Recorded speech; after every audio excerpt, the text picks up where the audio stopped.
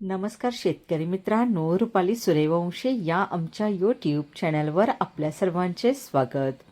आज आपण 15 जुलै रोजीचे कृषी उत्पन्न बाजार समिती मालेगाव मुंगसे येथील ताजे कांदा बाजारभाव पाहणार आहोत.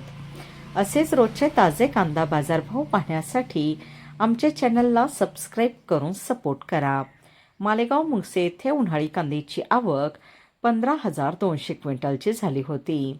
उन्हाळी कांद्याला भाव मिळाला आहे. किमान दर 300 रुपये, कमाल दर 2,465 रुपये, सर्वसाधारण दर 1,550 रुपये असे होते मालेगाव मुंगसे येथील प्रति क्विंटलमधील कांदा बाजार भाव.